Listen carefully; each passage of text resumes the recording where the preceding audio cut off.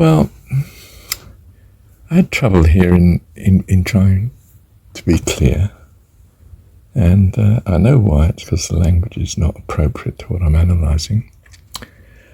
To build something in a very practical sense, you need a bar, or you need a brick, or you need a sheet of something, whether it's of glass or carpeting, or you need a bar, whether it's a beam or a plank of wood or a steel bar or whatever. Or you need bits that hold together with cement, bricks that will hold and bind with each other. In each case, you need something that is dimensional, not of zero dimension. It's got to have length in at least one direction. A brick has it in 3 dimensions, doesn't it? And the steel bar does too. I think you could say a sheet actually does have 3 dimensions. It's just that it's very, very short in one dimension, just thin, isn't it?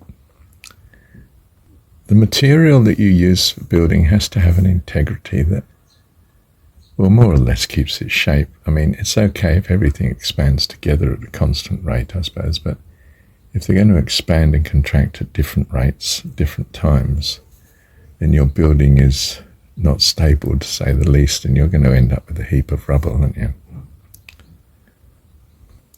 And the dimension of an object is some overall statement about the integrity of the particles. I mean, bits can be being rubbed off all the time, wear and tear, but you've still essentially got the structure that you wanted until you haven't, and then it starts to crumble. One of the West Wing collapsed because the wall gave way, the damp got into it, etc. Anyway, that's what I meant by 2 points. It's not going to be terribly clear if I actually try to define what a point is. Problem with language is that we're pragmatic in its use. It serves its purpose. I say be ready on time by 6 o'clock. And, it doesn't mean say you have to be dead on 6 o'clock. 5 minutes before, even 3 minutes afterwards is probably quite tolerable, unless you're a real timekeeper. You might go berserk because someone's 3 minutes late. I don't know. Depends how important that 3 minutes is, I suppose. So we use language and the concepts that are sort of linked to it in a rough and ready way, in pragmatic terms it seems to more or less achieve what we want. We do have issues like, gosh, it's raining heavy, and someone says, well, it's not that heavy, and you realise, oh, well, this is a normative question of opinion, isn't it? There's no point in arguing about this. From his point of view, it's heavy, and the other one's point of view, it's not heavy. You might just recognise a difference of use of language. And if you don't, well, you probably stop talking to each other in the end. But I think the general drift of integrity and stability in matter is necessary for building. And even though life is, I think, almost by definition change, otherwise it's dead matter as we think of it. I don't think there is anything like dead matter. Everything's changing all the time. But the change can't be so fast or so unpredictable that there's no continuity and reliability about its future, at least its immediate future, which we're going to have to live through and grapple with. So we need an integrity through time, and I think that's where principles come in. In other words, you have an integrity in that you are an honest person, which means that what you're saying is actually what you think is true. right, and I can rely on that. There's an integrity in that sense about you. And this we find very important in living relationships. One living being coping with another. It's important that we can cope with each other because we can achieve far more together in unison than ever we can achieve on our own. And that's what's called civilization, really, I think, at heart. And hence even modern political correctness instead of old-fashioned ethics is still something of that order. It's trying to say, look, there are bedrock of principles that we're going to have to agree on for this culture to continue in the way that presumably we want it to. And that might be argued, of course. But for life to continue indefinitely and happily, we have to look for those principles that are going to achieve such. And if we really value life, then we value the principles that afford life. And that's what's most important to us. So when we worship God, God's going to have to be the personification of those values as we see them, or there's no way we can value it. We value what we value. And we personify that in the form of God, perhaps because we relate better to people and we need some assurance and some hope of some joint miraculous. I mean, don't shy away from the miraculous. Living is miraculous. How could we possibly be living from nothing? Our very being and existence and the universe around us is utterly miraculous at the minute, because we can in no way see how it could come about. You know, Descartes struggling with what is being. Yes, that's right. And if we don't master what's being, you know, if we say a person in the next step, you know, having said something is conscious, and we define personhood in terms of consciousness, we're still only one step away from something, aren't we? We're not there yet. What is conscious? Is it something I'm conscious of, or is it just I find I am conscious?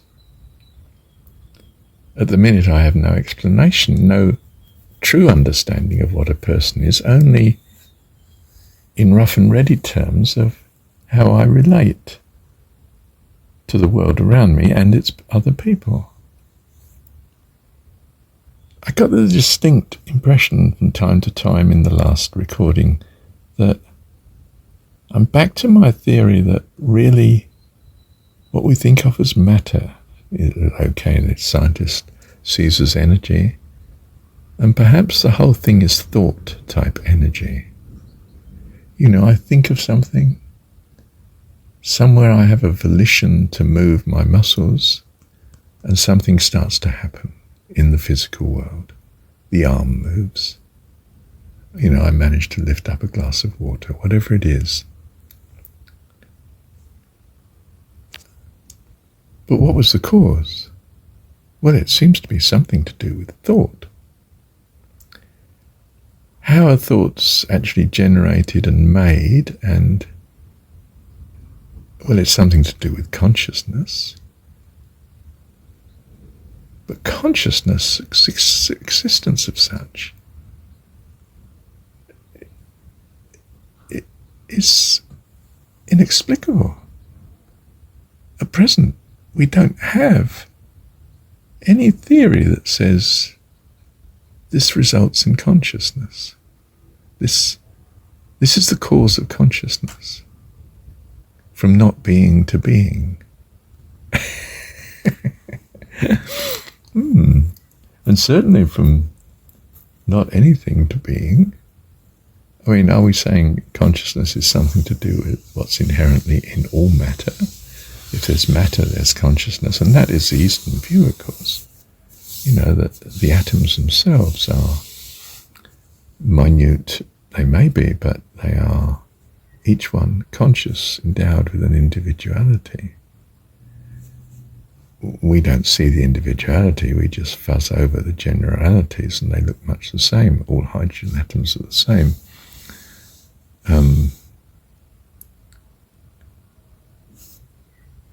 But we've made a lot of generalizations in the past that weren't valid on closer inspection. I think I come down to the Buddhist solution in the end. It's a very big problem, fascinating, yes, and it's a byroad.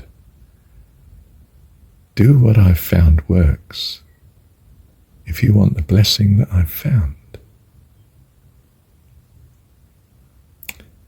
Of course, if you don't trust the person who's saying this, you won't do it. You won't even try it, perhaps. But if you have a great need, and you do find the teacher, so to speak, trustworthy, then you might tentatively try it. Taste and see that the Lord is good. Back to my thing, well, try a fruit diet. Tell me what you think. Try it for 3 or 4 weeks, especially when you're ill. See if it has a great improvement or not. And you'll know which way to go afterwards. Same with thankfulness. Try thankfulness for all things, or at least try it for all good things. Day and night for a while. How are you faring doing that? Is life improving?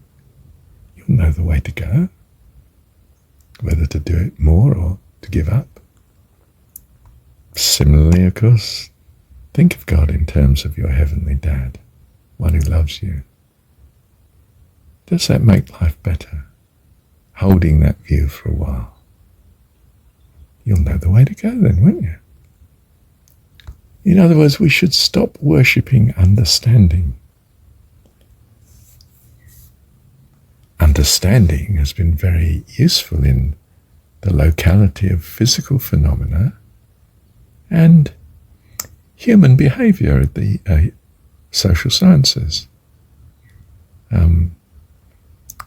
Things are much more predictable than we could have imagined, and it's enabled us to make some wonderful technologies, or apply wonderful technologies.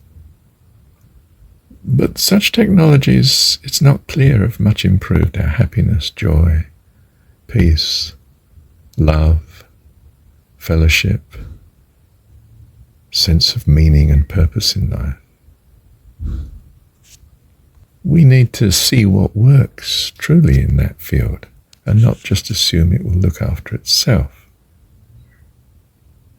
Not just assume that your society and culture have got it right.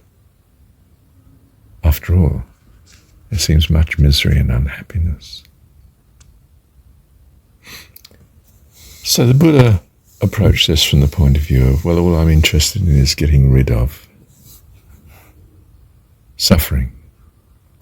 But the ancient wisdom, at least of the Mediterranean area, has been, no, what I'm interested in is life eternal. The next life, possibility of heaven, something lovely, not something bad, which one does also fear, possibility of, and not nothing at all. That makes life meaningless. And without meaning, well, I don't have hope. Sorry, without hope, I don't have meaning. And if I don't have hope, oh my goodness, I don't live. I don't attempt anything without hope. Yeah, thank you, Dad.